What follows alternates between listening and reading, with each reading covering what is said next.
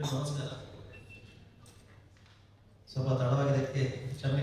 3 ಗಂಟೆ ಅಂತ ಹೇಳಿ ಸ್ವಲ್ಪ ಕಾರ್ಯಕ್ರಮ ಎಷ್ಟು ಬೇಗ ಬಂದಿದ್ದೀರ.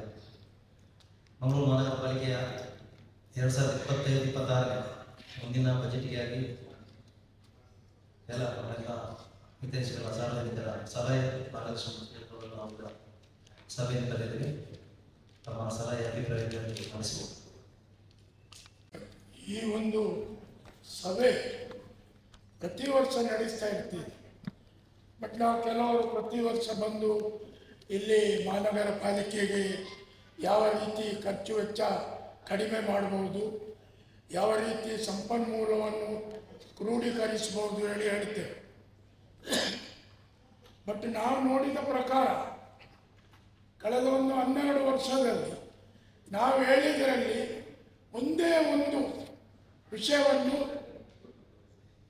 BJP ಕಾರ್ಪೊರೇಷನ್ ಇರಲಿ, ಕಾಂಗ್ರೆಸ್ ಕಾರ್ಪೊರೇಷನ್ ಇರಲಿ, ಯಾರು ಇದನ್ನು ಅಳವಡಿಸಲಿಲ್ಲ. ಇದರಿಂದ ಪಾಲಿಕೆಗೆ ಸಂಪನ್ಮೂಲ ಕೂಡ ಬರಲಿಲ್ಲ, ಅದೇ ರೀತಿ ಪಾಲಿಕೆ ಖರ್ಚು ವೆಚ್ಚಕ್ಕೂ ಕಡಿವಾಣ ಆಗ್ತಿಲ್ಲ. ಸರಿ, ಈಗ ಸರ್ಕಾರದ ನಿಯಮ ಇದೆ. ಸರ್ಕಾರದ ನಿಯಮ ಖಾಸಗಿ ಶಾಲಾ ಕಾಲೇಜುಗಳಿಂದ ಸೆಕ್ಷನ್ 10 ಪ್ರಕಾರ ಕಡ್ಡಾಯವಾಗಿ ಸರ್ವಿಸ್ ಟ್ಯಾಕ್ಸ್ ಅನ್ನು ಮಂಗಳೂರು ಮಹಾನಗರ ಪಾಲಿಕೆ ವಸೂಲಿ ಮಾಡಿ. ಯಾವ ಶಾಲೆಯಿಂದ ನಾವು ಈ ಸರ್ವಿಸ್ ಟ್ಯಾಕ್ಸ್ ವಸೂಲಿ ಮಾಡಿದ್ದೇವೆ? ಇಂದೇ ಒಂದು ಶಾಲೆಯಿಂದ ನಾವು ತಗೊಳ್ಳಿ, ಬೇಕಿದ್ದರೆ ಅಕೌಂಟ್ ಸೆಕ್ಷನ್ ನೋಡುತ್ತಾ ಕೇಳಿ. ಅದೇ ರೀತಿ ಸರ್, ನೀವು ಪ್ರತಿ 3 ವರ್ಷಕ್ಕೊಮ್ಮೆ ನಮ್ಮ ಮನೆ ಟ್ಯಾಕ್ಸನ್ನು ಸರ್ಕಾರ ಹೇಳಿದೆ ಹೇಳಿ ಯಾವ ಪಕ್ಷ ಅಧಿಕಾರದಲ್ಲಿದ್ದರೂ ಆಟೋಮೆಟಿಕ್ ಆಗಿ ಜಾಸ್ತಿ ಮಾಡ್ತೀವಿ. ಸರಿ, ಮಹಾನಗರ ಪಾಲಿಕೆಗೆ ಬೇಕು ಮಾಡ್ತೀವಿ. ಆದರೆ ನೀವು ಕಟ್ಟಡ ಪರವಾನಗಿಯಲ್ಲಿ ನೀವು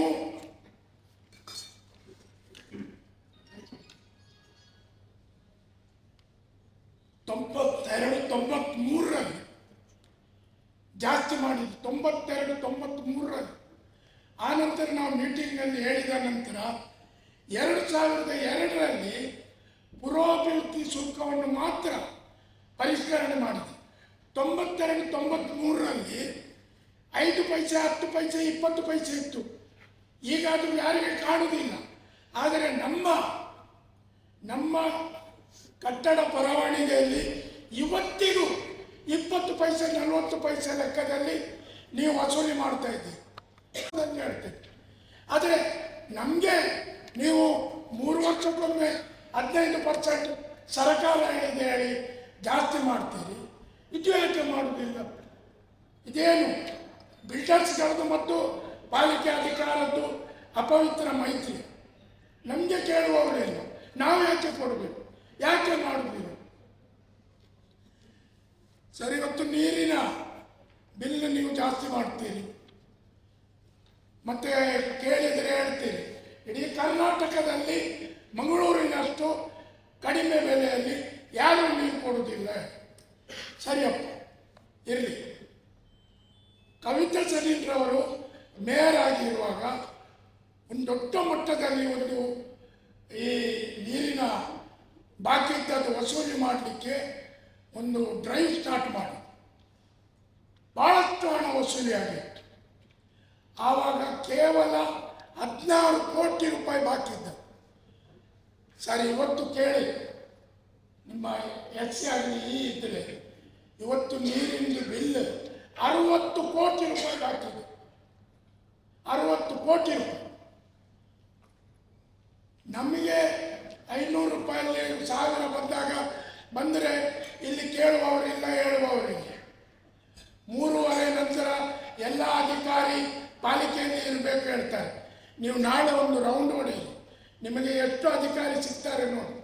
ಪಾಪದವರು ಎಲ್ಲೆಲ್ಲಿಂದ ಬಿಲ್ ಹಿಡ್ಕೊಂಡು ಬರ್ತಾರೆ.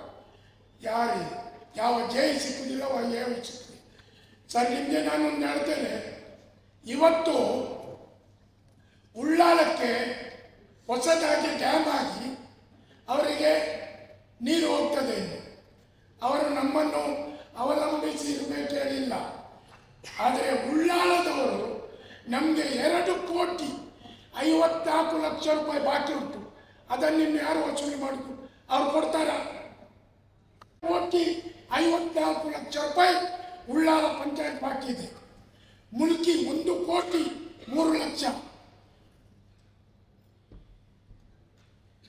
ಚೇಲಾರ್ ಪದವು 4,38,000. ಭಾಳ 20. ಸರ್, ನಮ್ಮ ಹತ್ರ ನೀವು ನೀರಿನ ದರ ಹೆಚ್ಚು ಮಾಡ್ತೀರಿ, ಆದರೆ ಯಾರಿಂದಲೂ ವಸೂಲಿ ಮಾಡಲಿಕ್ಕೆ ಹೋಗುವುದಿಲ್ಲ. ಕೇವಲ ಬಿಲ್ಡರ್ಸ್ಗಳು. ಸರ್, ಇದನ್ನಾದರೂ ಒಂದು ಸರಿ ಮಾಡಿ. ಇವತ್ತು ಗೋಪಾಲಕೃಷ್ಣ ಭಟ್ರು ಒಂದು ಬಿಲ್ಡಿಂಗ್ ಕಟ್ಟಲಿಕ್ಕೆ ಲೈಸೆನ್ಸ್ ತಗೊಳ್ತಾರೆ.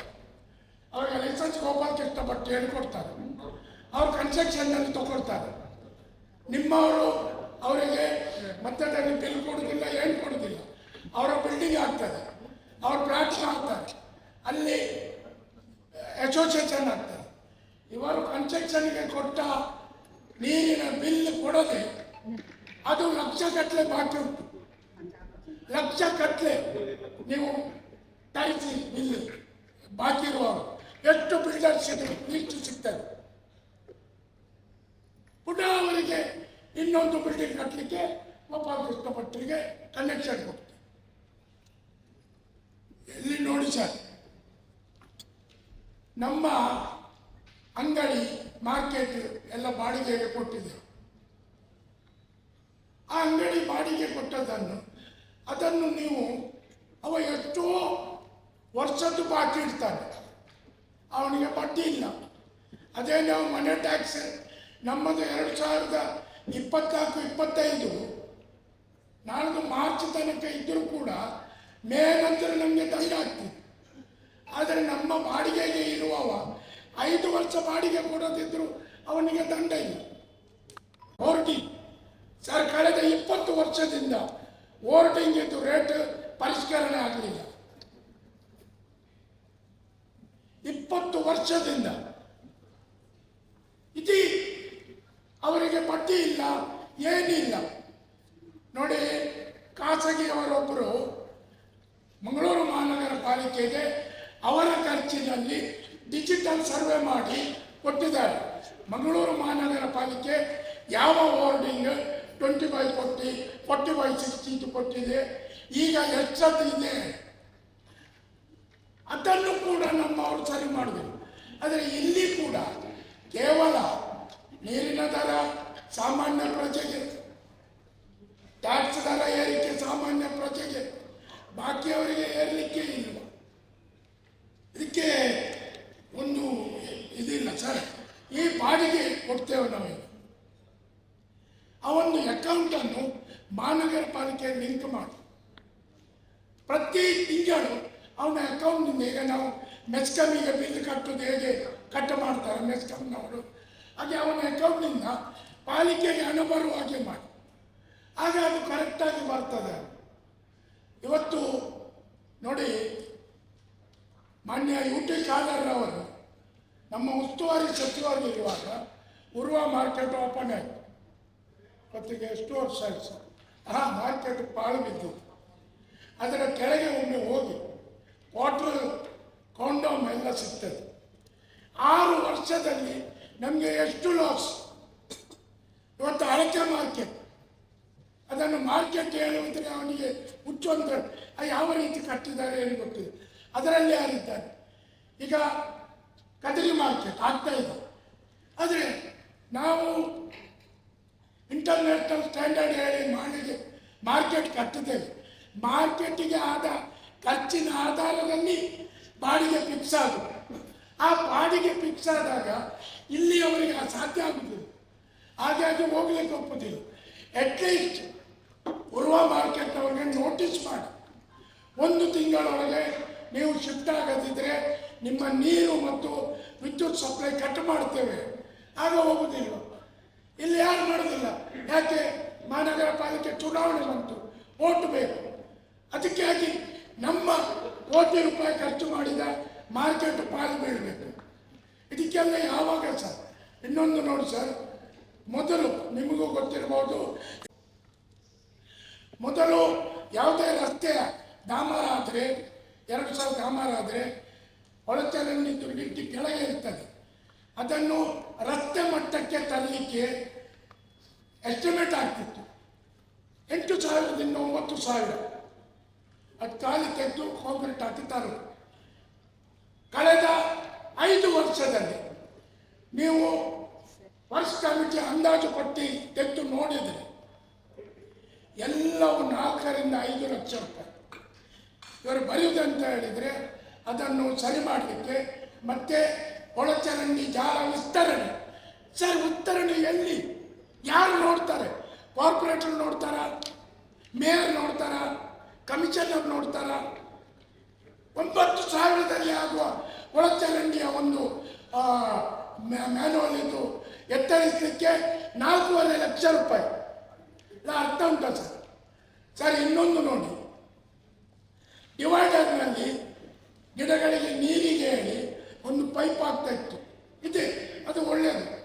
ಆದರೆ ಈ ಬಾರಿ ರಸ್ತೆ ಬದಿಯ ಗಿಡಕ್ಕೆ ನೀರು ಬಿಡಲಿಕ್ಕೆ ಪೈಪ್ ಹಾಕಲಿಕ್ಕೆ 2 ಎಸ್ಟಿಮೇಟ್ ಆಗಿದೆ 8 ಲಕ್ಷ ರೂಪಾಯಿ. 8 ಲಕ್ಷ ರೂಪಾಯಿನಲ್ಲಿ ಗಿಡ ಉಂಟಾ? ಒಮ್ಮೆ ಹೋಗಿ ನೋಡಿ ಸರ್. ಕಡಿವಾಣ ಬೇಡದಿದ್ದದಕ್ಕೆ ಹಾಕಿ ಜನರಿಗೆ ಖರ್ಚು ಬಿಲ್ ಕಡಿಮೆ ಮಾಡಿ. ಒಂದು ಫಿಲ್ಟರ್ ಇದ್ದು ಲೈಸೆನ್ಸ್ ರೇಟ್ ಹೆಚ್ಚಾಗುವುದಿಲ್ಲ, ಕನ್ಸ್ಟ್ರಕ್ಷನ್ ನೀರಿದ್ದು ಹೆಚ್ಚಾಗುವುದಿಲ್ಲ, ಹೋರ್ಡಿಂಗ್ಸಿಗೆ ಹೆಚ್ಚಾಗುವುದಿಲ್ಲ. ಖಾಲಿ ಮನೆ ಮಾಲೀಕನಿಗೆ ಮಾತ್ರ ಪ್ರತಿ ಸಲ ಹೆಚ್ಚು ಮಾಡ್ತೀರಿ, ಕಟ್ಟದಿದ್ದರೆ ದಂಡ ಹಾಕ್ತೀರಿ. ಇದೆಲ್ಲ ಅರ್ಥಹೀನ ಸರ್. ದಯವಿಟ್ಟು ಕೇವಲ ನೋಡಿ, ಇನ್ನೊಂದು ಮಂಗಳೂರು ವ್ಯಾಪ್ತಿಯಲ್ಲಿ 2 ವೀಲರ್ 4 ವೀಲರ್ ರಿಜಿಸ್ಟ್ರೇಷನ್ ಆದರೆ ಪ್ರತಿ ಗಾಡಿಯಿಂದ 2 ವೀಲರ್ನಿಂದ 50 ರೂಪಾಯಿ, 4 ವೀಲರ್ನಿಂದ 100 ರೂಪಾಯಿ ಮಂಗಳೂರು ಮಹಾನಗರ ಪಾಲಿಕೆಗೆ ಕೊಡಬೇಕು. ನಾನು ಕಳೆದ 10 ವರ್ಷದಲ್ಲಿ ಹೇಳ್ತೇನೆ, ಇವತ್ತು ತನಕ ಮಂಗಳೂರು ಮಹಾನಗರ ಪಾಲಿಕೆ 1 ರೂಪಾಯಿ ವಸೂಲಿ ಮಾಡಲಿಲ್ಲ. ಇದು ನಮ್ಮ ಹಕ್ಕು, ಸರ್ಕಾರ ಹೇಳಿರುವಂಥದ್ದು. ಯಾಕೆ ಮಾಡೋದಿಲ್ಲ ಪಾಲಿಕೆ? ಸರ್, ಇನ್ನೊಂದು ನೋಡಿ, ADB ಫಸ್ಟ್, ಇದೊಂದು ದೊಡ್ಡ ನಮ್ಮ ಮಂಗಳೂರು ಮಹಾನಗರ ಪಾಲಿಕೆಗೆ ನಾಚಿಕೆ ಆಗಬೇಕು. ADB ಫಸ್ಟಿನಲ್ಲಿ ಆ ಗುತ್ತಿಗೆದಾರರು 3 ಕಾಮಗಾರಿಯಲ್ಲಿ ಮಂಗಳೂರು ಮಹಾನಗರ ಪಾಲಿಕೆ ವ್ಯತ್ಯಾಸ ಉಂಟಾಗಿರುವಂಥ 17 ಕೋಟಿ ರೂಪಾಯಿ ರಿಫಂಡ್ ಮಾಡಬೇಕು. ಕೋರ್ಟ್ ಹೇಳಿದೆ ಕೊಡಬೇಕು ಹೇಳಿ. 2ಕ್ಕೆ ಆ ಗುತ್ತಿಗೆದಾರ ಅಪೀಲ್ ಮಾಡಿದ್ದಾನೆ, 1ಕ್ಕೆ ಮಾಡಲಿಲ್ಲ. ADB ಫಸ್ಟಾಗಿ ಎಷ್ಟು ಹೊತ್ತಾಯಿತು?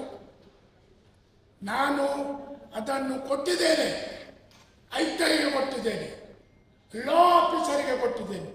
ಕಾರ್ಪೊರೇಷನ್ ಏನು ಕ್ರಮ ತಗೊಂಡಿದೆ? ಒಬ್ಬ ಆಂಧ್ರ ಪ್ರದೇಶದ ಕಾಂಟ್ರಾಕ್ಟ್ ಕೊಡುವ ಹಣವನ್ನು ನಾವು ವಸೂಲಿ ಮಾಡುವುದಿಲ್ಲ. ನೀವು ನಮಗೆ ಮಾತ್ರ ತೆರಿಗೆ ಏರಿಸ್ತೀರಿ, ನೀರಿನ ದರ ಏರಿಸ್ತೀರಿ. ದಯವಿಟ್ಟು ಇದನ್ನೆಲ್ಲ ಅಟ್ಲೀಸ್ಟ್ ಸರ್ 1 ತಿಂಗಳ ಸಮಯಾವಧಿ ಇದೆ, ಏನಾದರೂ ಒಂದು ಯುದ್ಧೋಪಾದಿಯಲ್ಲಿ ಮಾಡಿ ಪಾಲಿಕೆಗೆ ಉಳಿಸಿ ಅಷ್ಟೇ ಸರ್. Thank you.